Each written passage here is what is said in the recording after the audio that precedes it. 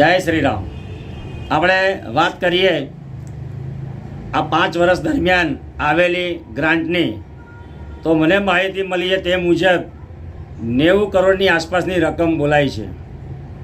હવે કદાચ અમુક પાછલી રકમ ન વપરાઈ હોય, કામ મંજૂર થઈ ગયા હોય પણ હજુ ચાલુ થયા ના હોય ને પત્યા ના હોય, કદાચ એવું આપણે માનીએ, પણ લગભગ 60 કરોડ જેટલી રકમના કાર્ય થઈ ચૂક્યા હશે।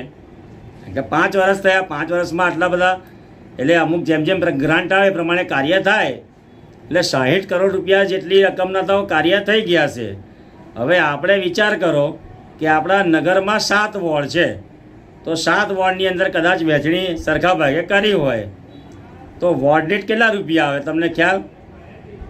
તો વોર્ડ દીઠ 60 કરોડનો હિસાબ મારીએ તો વોર્ડ દીઠ 8,57,14,285 રૂપિયાની આસપાસની રકમ તમારા વોર્ડ દીઠ આવે।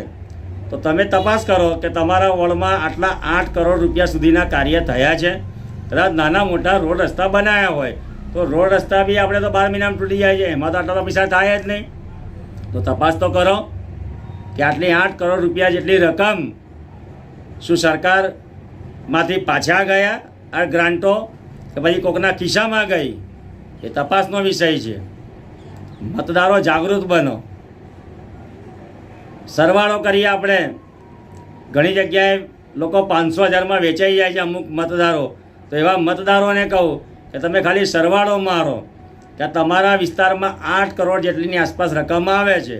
હવે એક મતદારના ભાગે કેટલા આવે? આપણા વોર્ડની અંદર માન લો કોઈ જગ્યાએ 2500 હોય છે, કોઈ જગ્યાએ 3000 હોય છે, કોઈ જગ્યાએ 4000 મતદાર હોય છે।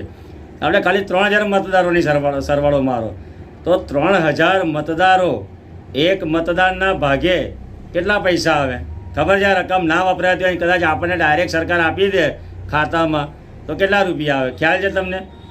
લગભગ હું સરવાળામાં કદાચ કાચો હોઈ શકું, ભણ્યો ઓછું છું, તો લગભગ વ્યક્તિ દીઠ એક મતદાર દીઠ 28,571 રૂપિયા જેવી રકમ તમારા હાથમાં આવે।